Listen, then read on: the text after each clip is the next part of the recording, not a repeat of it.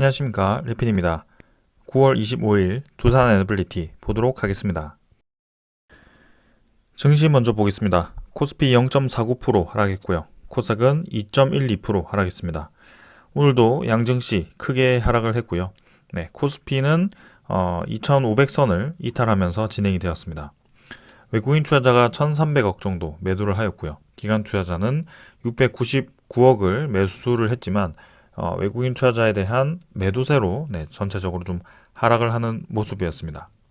코스닥은 2% 이상 지금 하락을 하였고요. 외국인 투자자가 1,177억 매도를 하였고 기관 투자자 약 매수를 했지만 크게 영향은 없었습니다. 그래서 코스피 코스닥 오늘은 외국인 투자자에 대한 매도로 좀 이제 하락을 했고요. 사실상 이제 평소 대비해서는 외국인 투자자가 뭐 크게 많은 물량을 매도한 것은 아니지만 1,000억 정도 매도를 하더라도 지수가 좀 이렇게 밀리는 모습이 나왔습니다. 사실상 이제 해외 증시도 같이 좀 밀리는 모습이었고요. 니케이는 이제 0.85% 반등을 하면서 진행이 되었습니다. 그러나 이제 다우라든지 나스닥 크게 하락을 했고요. 장 초반에 이제 상승을 하면서 시작을 했다가 마지막에 이제 밀리면서 진행이 되었습니다. 그리고 상해종합도 0.5% 정도 하락을 하면서 진행이 되었습니다. 환율이 이제 당연히 올라갈 수밖에 없고요. 3원 정도 상승을 해서 1339원으로 진행이 되었습니다. 이제 상단을 계속 터치를 하고 있는 모습이고요. 이 고점을 뚫어주지는 않으면서 계속해서 위로 지금 환율이 치솟고 있는 상황입니다. 그래도 이제 아직까지는 견고하게 이 지점을 지켜주고 있기 때문에 적절하게 반등을 멈추고 하래로 떨어질 거라고 생각하고 있지만 조금 더 이 상황을 지켜봐야 할 것 같습니다. 그래서 환율은 계속 이제 1340원 정도의 저항을 받고 있다라는 것을 생각을 해주시면 되겠습니다. 코스피 일단 계속 떨어지고 있습니다. 지금 이제 2600선을 회복을 하고부터 그 시작으로부터 그냥 줄곧 쭉 떨어져가지고 지수가 밀리고 있고요. 이 덕분에 지금 이제 웬만한 종목들이 모두 다 하락세를 겪고 있습니다. 그래서 지금 이제 양봉으로 바닥을 찍고 반등을 하던 그 움직임이 조금 이제 음봉으로 다시 전환이 되었고요. 쌍바닥 근처에서 지금 이제 반등을 준비하고 있지만 여전히 지금 이제 바닥 라인을 터치를 하고 있습니다. 그래서 여기서 추가적인 하락이 있다면 코스피 입장에서는 거의 이제 이 올 초의 가격대를 다시 돌아간다라고 보시면 될 것 같고요. 그동안 열심히 반등했던 구간이 다시 수포로 돌아가는 그런 움직임이 나올 수도 있다라는 것입니다. 이런 것에 대해서는 이제 FOMC에 대한 그런 정책이 영향을 크게 미쳤던 것 같고요. 금리를 계속해서 높게 유지를 하겠다라는 그런 발표와 함께 추가적인 금리 상승이 나올 수도 있다라는 소식이 지금까지 이제 버텨왔던 그런 증시라든지 그런 위험 자산들에게 조금 영향을 주는 것 같습니다. 이전과는 조금 다른 상황인 것이 지금 이제 고금리가 오랫동안 유지되면서 좀 이제 불합리한 부분이 생기기 시작했고요. 그런 이제 시장에 대한 체력이 한계에 다다르고 있다라는 분석이 많습니다. 그래서 중국의 부동산이라든지 뭐 그런 각국의 좀 이제 이 재무가 좋지 않은 그런 은행이라든지 이런 것들이 하나둘씩 파산을 하기 시작했고요. 그 모든 것이 이제 이자로부터 발생을 합니다. 그래서 부채를 갚지 못하기 때문에 그 이자에 대해서 감당을 할 수 없기 때문에 지금 이 상황이 생기는 것인데요. 그러한 상황이 생기는 이유가 코로나가 일어나고 금리가 급격하게 인하가 되면서 대출 금리가 굉장히 떨어지게 됩니다. 그 상황에서 투자를 굉장히 과감하게 하고 그런 위험 자산에 자산을 많이 넣었기 때문인데요. 근데 그 시간이 오래 지속되지 않고 그런 금리를 과감하게 올리면서 갑자기 낮았던 대출 금리가 한꺼번에 올라가다 보니까 그런 이제 시간을 준비를 하지 못한 투자자들이 허덕이기 시작합니다. 그런 상황이 이제 지금까지 온 것이고요. 그동안 이제 정부의 정책으로 좀 잘 버텨왔는데 앞으로는 이제 어떻게 될 것인가에 대해서 계속 이 의문을 던지고 있는 상황인데요. 그런 것들이 좀 문제가 되고 있다라고 보시면 되겠습니다.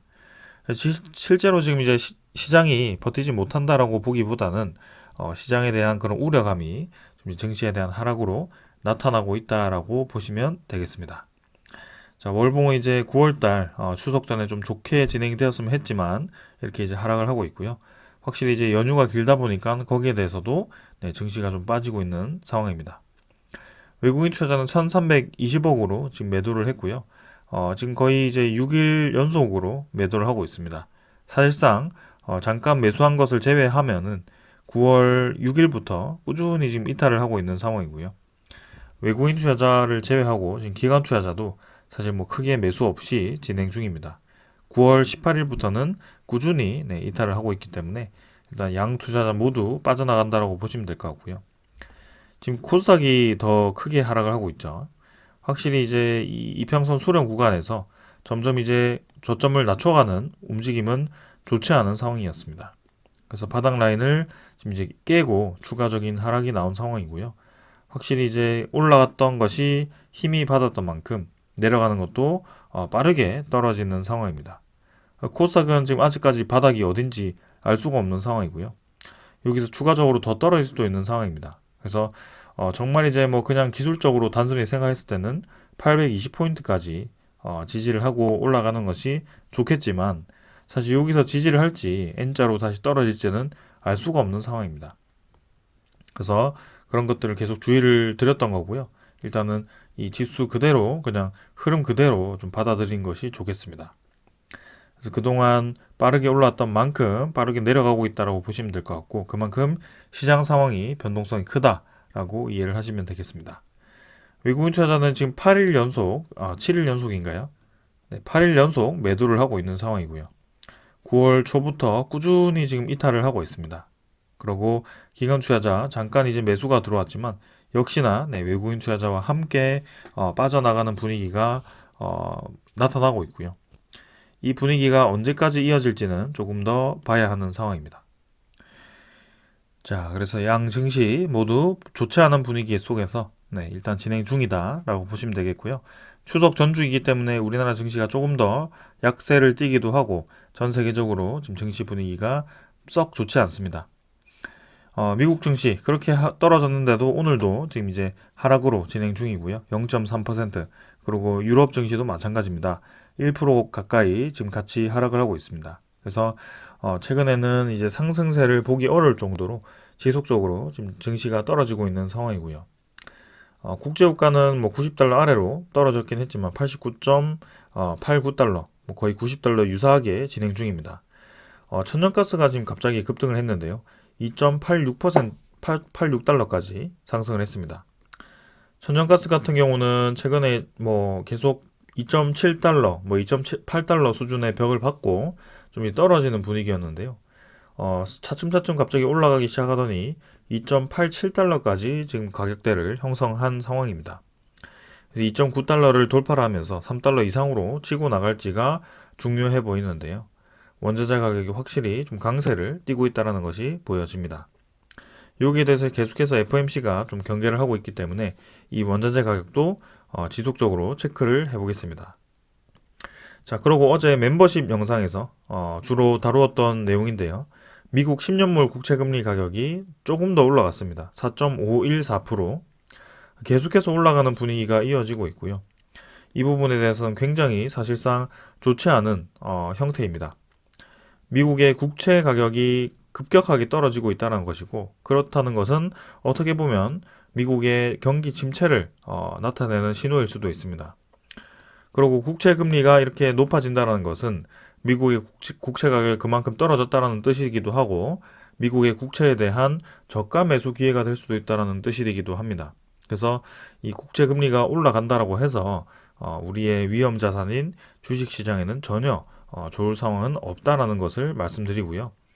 굉장히 특이한 상황이 지금 만들어지고 있다는 것이죠. 그래서 이 코로나 이후의 부작용이 지금에서야 나타나는 것은 아닌가라는 그런 우려감도 좀 있습니다.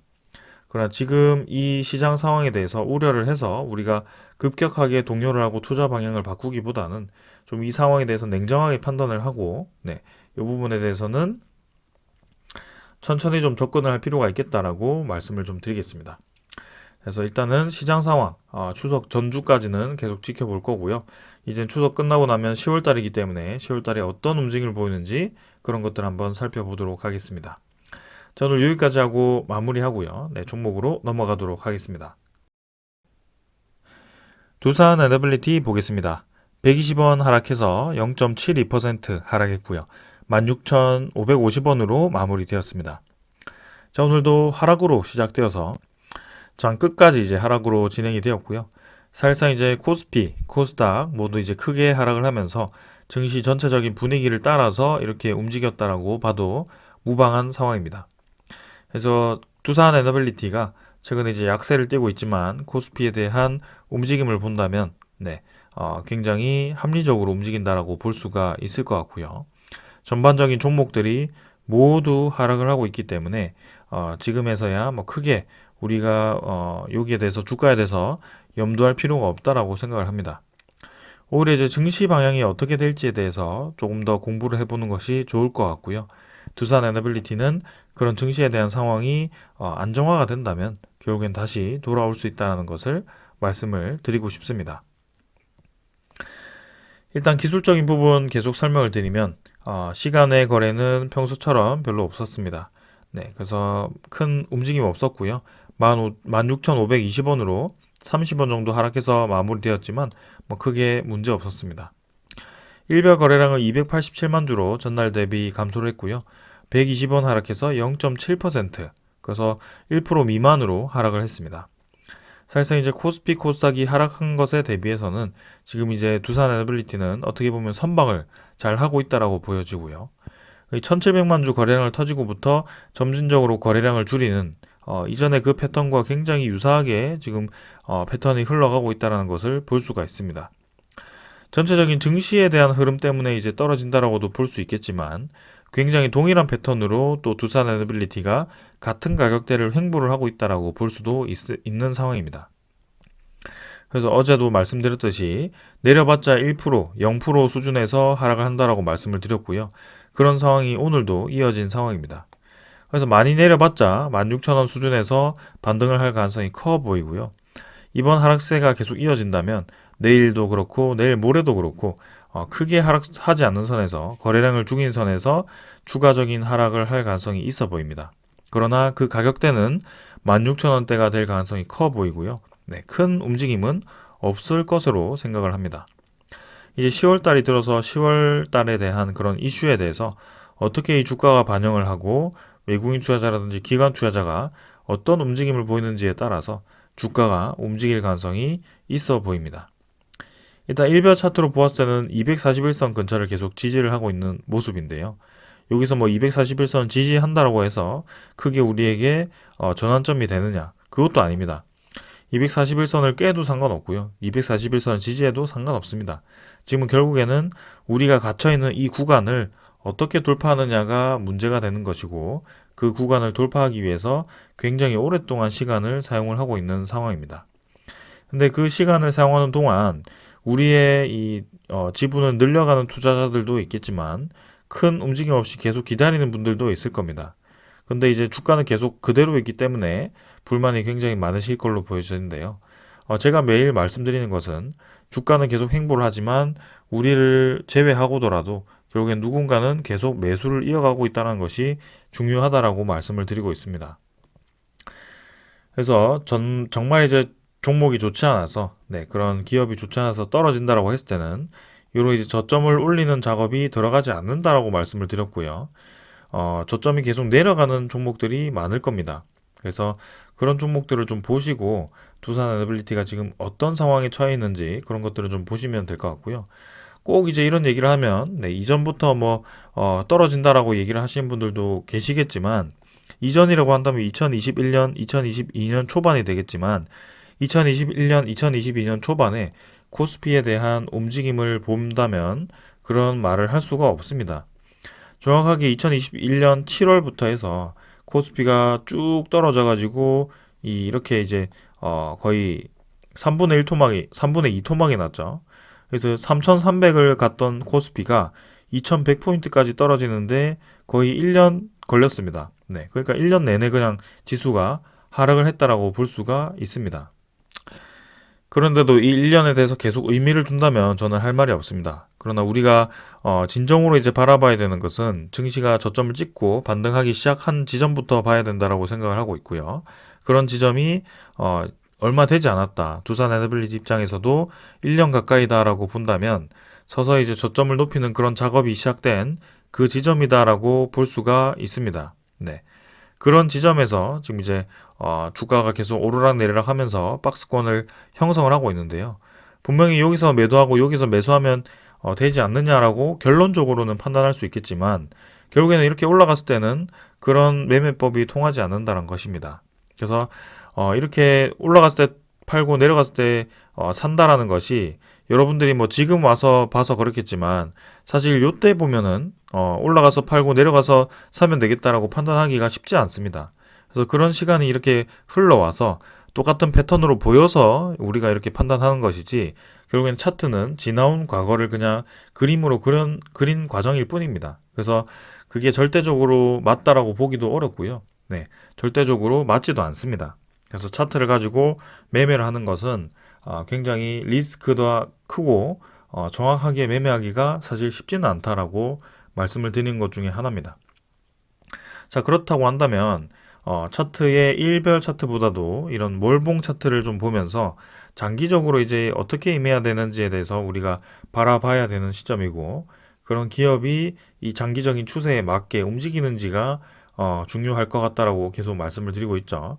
그래서 그런 관점에서 좀 투자를 해 주셨으면 좋겠습니다. 이번 하락이 사실 두산 에너빌리티만 떨어진다고 한다면 저도 이제 할 말이 없고 두산 에너빌리티가 정말 좋지 않은 기업이다라고 한다면 저도 이렇게 계속 좋은 말씀을 드리면서 두산 에너빌리티에 대한 강점을 부각시킬 이유가 없습니다. 그러나 지금 상황은 최근 5일 동안만 보더라도 코스피가 어떤 움직임을 보였고 그리고 해외 증시가 어떤 움직임을 보였는지 여러분들도 뻔히 알고 있는 상황입니다. 그런 상황에서 지금 개별 종목인 두산 에너빌리티에 대한 주가를 언급한다는 것은 사실 모순이라고 볼 수가 있고요. 그렇게 이제 제가 두산 에너빌리티를 말씀드릴 때 2차 전지에 대해서 계속 언급을 하고 2차 전지에 대해서 찬양하는 분들이 굉장히 많았는데요. 특히 이 에코프로비엠에 대해서 제가 하락에 대한 의견을 많이 드렸습니다. 근데 결국에는 어떻게 되었나요? 이렇게 21선을 맞고 일별 차트가 계속 떨어지는 형태로 하단이 없는 그죠? 계단식 하락이 이 2차 전지 종목에서 나오고 있습니다. 그렇다면 여러분들은 이 매수를 고점에서 진행을 했다면 이 에코프로비엠도 잡주가 되는 것이고 좋지 않은 종목이 되는 것입니다. 결국에는 본인 기준으로 어디에서 매수했는지가 중요한 것이죠. 근데 에코프로비엠은 굉장히 좋은 기업이고요. 2차 전지 산업이 우리나라가 세계 순위권에 들어갈 정도로 우리나라가 거의 제조력 중국 다음으로 지금 이제 굉장히 2차 전지를 많이 생산하는 국가입니다. 그런 대표적인 기업이 에코프로비엠인데요. 결코 좋지 않은 종목이 아니거든요. 근데 단지 그런 관심을 많이 받아서 이렇게 뻥튀기가 많이 되었다. 그런 게 이제 주식이거든요. 근데 주식을 이제 뒤늦게 봐가지고 이제 요때부터 이제 에코프로비엠 100만 원 간다, 뭐 200만 원 간다 이런 분들이 계셔서 문제입니다. 근데 결국에는 적절한 가치가 있고 특히 이렇게 기대를 받고 올라간 종목들은 그 기대감이 조금 감소했을 때에 대한 그런 하락세는 충분히 감내해야 된다라고 생각을 합니다. 그래서 지금 에코프로비엠이 바닥 없이 하락했기 때문에 뭐 여기서 이제 10만 원까지 떨어진다, 10만 원 아래로 떨어진다, 요거는 사실 말도 안 되죠. 근데 이제 적절한 과정을 만들 건데요. 그 지점을 딛고 결국에는 이런 횡보 구간, 아주 오랫동안의 횡보 구간을 다시 한번 만들 겁니다. 그런 과정을 지금 두산 에너빌리티가 만들고 있다라고 보시면 될 것 같고요. 에코프로비엠 같은 경우는 이 두산 에너빌리티에 대한 2021년 6월에 대한 그런 과정을 겪고 있다라고 좀 보시면 되겠습니다. 자, 그러면 결국에는 에코프로비엠에 지금 들어가서 기다리는 바에는 결국에는 기회가 올 때까지 아직 오르지 않은 다른 종목에 들어가서 투자를 하는 것이 저는 맞다라고 보고 있고요. 그 기간이 굉장히 오래될수록 올라갈 확률이 높아 보인다. 특히 두산 에너빌리티가 포함된 이 에너지 테마에 대한 관심도가 지금 최근에 굉장히 높은데요. 그런 에너지 테마에 대해서 투자를 좀 관심 있게 봐야 된다라고 생각을 합니다. 그래서 저는 지금 계속 뚝심 있게 이렇게 밀고 나가는 것이고 거기에 대해서 이해를 하신다면 계속 같이 나가봤으면 하는 바람입니다. 투자 수급을 보게 되면 기관 투자자가 32만 6천 주를 매수했고요. 외국인 투자자는 47만 9천 주를 매도했습니다. 기관 투자자는 또 오히려 매수를 했습니다. 금융 투자는 10만 주 정도 매수를 했고 이틀 정도 매수가 들어왔습니다. 보험, 투신 오늘도 매수를 했고요. 투신은 5만 5천 주 매수하면서 3일 정도 매수가 들어왔습니다. 그리고 연기금 투자자는 15만 4천 주를 매수하면서 오히려 두산에너빌리티를 지금 계속 매수를 하고 있는 상황이고요. 사모펀드도 약 매수를 하면서 전날 매도했던 것에 대해서 일부분 회복을 해주었습니다. 자, 그럼 여기서 중요한 점은 웨스팅하우스에 대해서 계속 언급을 드리고 있는데요. 9월 19일자로부터 미국 정부가 웨스팅하우스에 대한 그런 소송을 각하를 시켜버렸습니다. 미국 정부 차원에서 이제 문제지 개별 기업이 문제 삼을 것이 아니다. 그러니까 한마디로 지적재산권은 문제를 삼든 말든 너희들이 알아서 해라. 이 수출을 할 수 있는지 없는지에 대해서는 지금 이제 한국과 미국 정부 간의 문제다라고 완전히 이제 이 선을 갈라버린 것입니다. 그렇다는 것은 우리 정부 입장에서는 수출을 해도 상관없다라고 판단을 할 수가 있는 것이고요. 지적재산권에 대해서는 나중에 해결을 해도 상관없습니다. 걔들이 2025년 이후에 해결을 하던 2027년에 해결을 하던 뭐 상관이 없습니다. 근데 일단은 좋게 해결하면 좋기 때문에 지금 이제 우리나라 신규 산업부 장관이 거기에 대해서 이제 손을 대려고 하는 것이고 굉장히 빠르게 이제 추진을 하는 것을 보았을 때는 조만간 또 좋은 소식이 있을 것 같습니다. 아무튼 간에 그런 이제 소식 이후에 기관 투자자, 외국인 투자자가 양매수를 했는데 그 다음에 이제 반대로 지적재산권을 굉장히 오랫동안 문제 삼을 수 있다라는 기사를 다음 날에 뿜으면서 외국인 투자자는 매도를 시작합니다. 매도를 시작하는데 그 전날에 매수했던 것을 다 뱉고 그 이상 많은 물량을 매도를 하면서 공매도 잔고를 급격하게 증가시키는 패턴을 보입니다. 근데 오히려 이제 기관 투자자는 매도를 크게 하지 않았고요. 이 금융 투자는 특히 그 많은 물량을 이제 매도했지만 대부분의 이 주요 세력들은 오히려 이제 매수를 하는 상황이 벌어졌습니다. 그리고 그 뒤로부터 지속적으로 9월 21일, 22일, 25일 해가지고 계속적으로 기관 투자자가 지금 매수를 하고 있고요. 특히 연기금 투자자가 지금 연속적으로 이렇게 많은 물량을 매수를 하고 있다는 점에서 저는 눈에 띈다라고 생각을 합니다. 특히 이제 9월 21일자로 해서 이미 7% 이상의 지분을 확보했다라고 말씀을 드렸는데요. 지금 9월 25일자로도 지속적으로 이렇게 매수를 한다는 것은 7% 이상 넘어가지고 추가적인 지분을 계속 늘려갈 것으로 보여집니다. 그래서 외국인 투자자에 의해서 그동안 주가가 오르락내리락하고 이렇게 영향을 많이 받았는데요. 거기에 대해서 이제 기관 투자자가 좀 들어와가지고 본격적인 매수를 해준다면 두산에너빌리티 좀 더 쉽게 올라가지 않을까라는 생각을 해봅니다. 그래서 기관 투자자에 대한 수급을 한번 집중해서 지켜보도록 하겠습니다. 자, 9월 20일자로 외국인 투자자에 대한 공매도 잔고죠. 845만 주입니다. 외국인 투자자인지 사실 잘 모르지만 결국에는 외국인 투자자를 제외하고는 다른 세력들은 다 매수를 했습니다. 외국인 투자자에 대한 매도가 거의 확실해 보이고요. 790만 주에서 이제 50만 주 정도 증가해가지고 845만 주로 이렇게 공매도 잔고가 증가를 했습니다. 440만 주부터 쭉 늘어가지고 지금 400만 주 이상이 지금 늘었고요. 어제도 그렇고 오늘도 공매도 1거래가 50만 주 가까이 되면서 지속적으로 아주 공격적으로 공매도 잔고를 늘리고 있습니다. 거래량이 이제 287만 주밖에 안 되는데 전체 공매도 거래가 50만 주로 보았을 때는 17% 정도의 일 공매도 거래가 있었다는 점. 그래서 지속적으로 동일한 공매도 세력이 똑같은 매도를 하고 있다라고 보시면 되겠습니다. 거래원을 보시면 또 모관서울, 신한증권이 매도 상위에 위치를 했고요. 여러분들이 생각하는 똑같은 패턴입니다. 그렇기 때문에 이 수급이 다시 매수를 할 수 있다라고 생각을 할 수 있는 것이고요. 이렇게 60일 동안 많은 물량을 뱉어냈기 때문에 또 이제 다른 패턴을 앞으로 보일 수도 있다라고 생각을 하는 것입니다. 그게 이제 뭐 추석 전주까지 계속 지속이 될지, 뭐 화요일, 수요일까지 지속이 될지 일단 봐야 되겠지만, 그동안의 패턴을 보았을 때는 9월 말까지 이런 패턴이 이어진다라고 봤을 때는 수요일까지 모건스탠리라든지 신한증권이 매도할 가능성이 커 보이고요. 네, 10월 달부터는 좀 이제 반전된 움직임을 보일 수 있기를 기다려 보겠습니다. 아무튼 최근에 이 공매도 잔고라든지 그런 하락세는 모간서울이 계속 주도를 했고요. 네, 코스피도 하락을 했지만 일단은 그런 것들을 이용해서 모간서울이 집중적으로 공매도를 하고 있다. 하지만 그렇게 전체 거래량 대비 20%에 달하는 그런 공매도를 집중하고도 네, 주가를 그렇게까지 많이 떨어뜨리지는 않고 있다. 네, 지켜줄 자리 지켜주면서 저점을 계속 높여가면서 네, 이 횡보를 진행하고 있다는 점이 인상 깊고요. 앞으로 이제 화요일, 수요일이 어떻게 될지 모르겠지만 추석 이후에는 분명히 반등이 시작될 가능성이 있어 보입니다. 네, 그래서 그동안 큰 변화 없이 횡보를 했지만 여러분들은 이 횡보에 대해서 지금 이제 이 증시가 하락하는 분위기에 끝없이 하락하는 종목들도 있다는 것을 좀 이제 생각을 해주셨으면 좋겠습니다. 오히려 이렇게 좋지 않은 시장 상황일 때는 시장이 내려갈 수 있다라고 생각을 해야 되고요.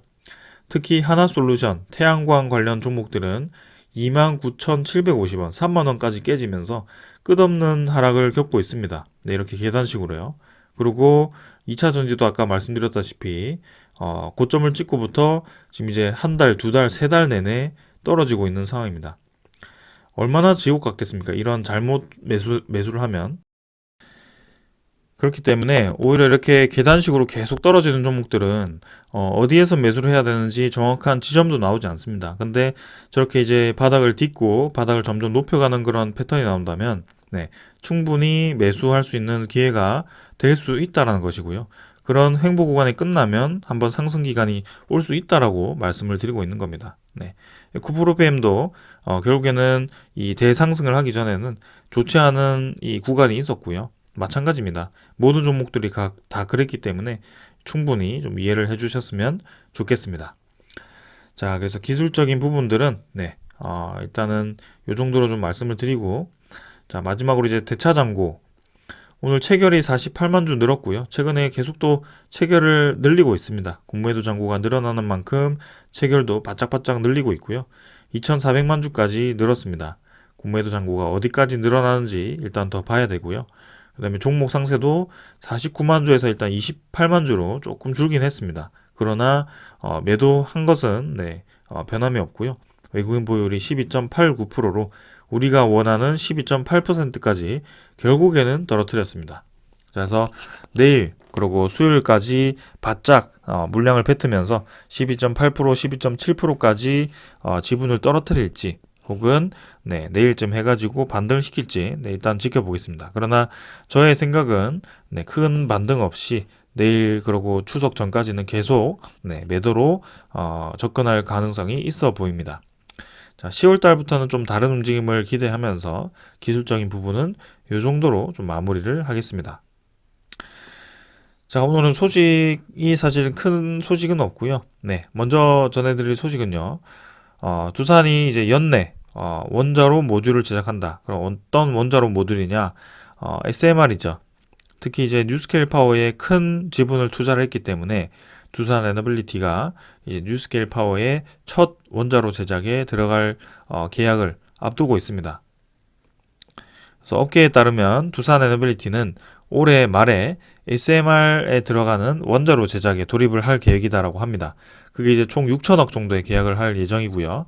두산 에너빌리티는 미국의 SMR 설계 기업 뉴스케일 파워와 지난해 미국 아이다호주의 발전 사업자 UAM PS의 무탄소 발전 프로젝트 CFPP 내 발전소에 사용될 소재 계약을 했다라고 합니다. 요게 이제 이 프로젝트가 이제 선발주는 진행이 되었고요. 이런 원자로 같은 그런 발주는 진행이 되었는데 프로젝트에 대한 그런 완벽한 허가는 2년 뒤 조금 더 이제 시간이 필요해 보입니다. 그렇다고 지금 뭐 프로젝트가 이상하게 진행되고 지금 이제 승인이 되지 않을 거다라고 하는 것이 아니고요. 순조롭게 진행이 되고 있습니다. 그래서 단순히 이제 검토 작업에 들어갔고 그런 검토가 이제 승인이 나고 그리고 두 번째 이 반복된 프로젝트에 대한 승인이 난다면 이제는 뉴스케일 파워는 전 세계적으로 그런 세일즈를 본격적으로 하고 두산 에너빌리티는 거기에 대한 이 SMR 발주가 주기적으로 날 것으로 기대가 됩니다. 그래서 연평균 SMR 수주 금액을 1조 이상으로 지금 잡은 것이 그런 이유 때문이 아닐까 싶고요.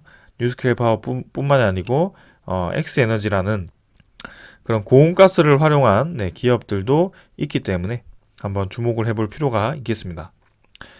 자, 그리고 이제 슬로베니아나 얘긴데요.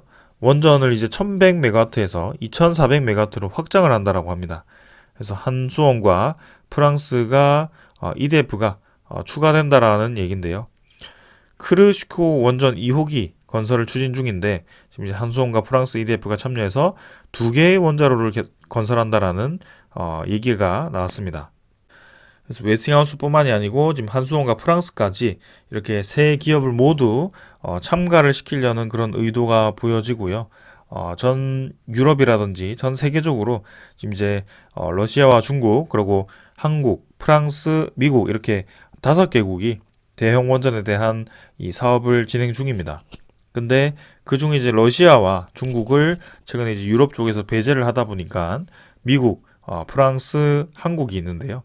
이 미국 웨스팅하우스는 사실 제조 능력이 떨어지기 때문에 한국 혹은 프랑스에 대한 협력을 할 수밖에 없는 상황입니다. 그런 상황 속에 지금 이제 유럽 국가들도 그런 것들을 인지를 하고 있는 것 같고요. 최근에 이제 체코 원전도 미국 웨스팅하우스에 대한 기술력을 회의를 하고 있습니다. 네. 설계는 뭐 당연히 검증된 것이지만 그 제조 기술력 그리고 이 납기를 지킬 수 있는지에 대해서 보았을 때는 우리나라만큼 원전 제조를 잘할 수 있는 기업이 국가가 중국, 러시아 말고는 사실 없거든요. 네. 프랑스도 납기가 지연되고 사고가 많이 터지기 때문에 이 우방 국가라고 할까요? 그런 국가 중에서는 한국이 거의 유일하다라고 보시면 되겠습니다. 그 한국 내에서도 두산 에너빌리티가 유일하다. 그죠. 원자로 특히 제작에는 그런 주요 주기기 제작에는 두산 에너빌리티가 유일하다라고 보시면 되겠습니다. 그만큼 관심을 많이 받을 수밖에 없고요. 네, 그런 상황이 지금 펼쳐지고 있습니다. 자, 지금은 우리나라를 비롯해서 전 세계적으로 FOMC에 대한 정책에 대해서 그런 고금리가 쭉 이어질 것 같다라는 의견과 함께 이 경기 침체에 대한 우려를 표하고 있는 것 같습니다. 아래 공포라고 하죠. 경기 침체가 된다면 당연히 반도체라든지 뭐 그런 이제 예정되었던 신사업들이 조금씩 축소될 겁니다. 예산들이 축소될 거고 그런 이 진행되는 상황이 진척도가 느려지겠죠. 그럼 이제 기대감으로 올랐던 그런 종목들, 주식들이 떨어질 수밖에 없는 상황이고요. 그런 종목 위주로 빠르게 하락을 할 수밖에 없습니다. 사실상 에너지 입장에서도 결국에는 이제 그런 수요가 생각보다 느려진다면 조금 이제 이 수요가 감소할 수도 있다라고 생각할 수 있겠지만 이 에너지 같은 경우는 지금 친환경 에너지라는 것이 중요한 것이고요. 탈탄소에 대한 정책이 변함이 없다라는 것입니다. 지금 경기가 침체가 되든 안 되든 그게 중요한 것이 아닙니다. 이 기간 안에 탈탄소를 할 수 있는지가 문제이고요. 네, 거기에 대해서 전 세계적으로 진행을 할 수밖에 없는 것이 이미 지구 온난화로 인한 이 세계 기후 위기가 우리가 체감을 하고 있기 때문에 결국에는 추진할 수밖에 없습니다. 없는 돈을 짜내서라도 탄소를 지금 줄여야 되는 상황이기 때문에 두산 에너빌리티는 앞으로 계속해서 필수적인 분야다. 그런 에너지, 친환경 에너지는 계속해서 주목을 받을 수밖에 없다. 그러나 왜 태양광과 이런 CS 윈드 같은 해상풍력 종목은 떨어지는지 그런 것들을 생각한다면 최근 전 세계적으로 어떤 방향으로 에너지 추세가 향하고 있는지를 보시면 되겠습니다. 그래서 두산 에너빌리티는 이미 해상풍력, 그리고 원자력 에너지, 대용원전, SMR, 그리고 수소 에너지, 수소 액화플랜트, 두산 퓨얼셀과 같은 그런 연료전지, 수소 연료전지, 그리고 LNG 가스터빈 이렇게 이제 다 수행을 할 수 있기 때문에 종합 기업이다라고 볼 수가 있습니다. 어떻게 보면 굉장히 애매하다. 분야가 어딘지 이 투자자들이 알 수가 없다라고 할 수도 있겠지만 문어발식이다라고 할 수 있겠지만 어떻게 보면 어떤 사업이 축소가 되더라도 큰 영향이 없다라고 볼 수가 있고요. 네. 그리고 그런 친환경 에너지에 대한 모든 분야가 성장을 했을 때 가장 크게 수혜를 받을 수 있는 기업 중에 하나라고 볼 수도 있습니다. 그래서 저는 지금 시장에 대해서 크게 비관하지도 않고요. 낙관하지도 않습니다. 변동성이 큰 시장은 이어지고 있고 우리가 거기에 대해서 전혀 동요할 필요가 없다. 이미 평소에 보던 주가 그대로 두산에너빌리티는 횡보를 하고 있고 똑같은 패턴으로 외국인 투자자가 또 이렇게 저렇게 장난을 치고 있다. 근데 오히려 제3의 수요자인 기관 투자자는 계속 매수를 하고 있고 지수는 많이 떨어졌지만 오히려 두산에너빌리티는 잘 버티고 있구나라고 보시면 되겠습니다. 그리고 불확실성이 하나 둘씩 해결이 되고 있다. 웨이스팅하우스가 중재를 오랫동안 끌겠다라고 했지만 결국에는 중요한 그런 미국 정부 차원에서의 소송 문제는 해결이 되었다라고 볼 수가 있고요. 수출 제한은 없다라고 결론을 짓는 것이 맞습니다. 자, 그래서 이 정도로 좀 이제 여러분들이 이 내용을 이해를 하고 투자를 하셨으면 좋겠고요. 네, 조금 더 이제 힘을 내서 가보았으면 좋겠습니다. 자, 여기까지 하고 마무리하고 내일 한번 장 보도록 하겠습니다. 감사합니다.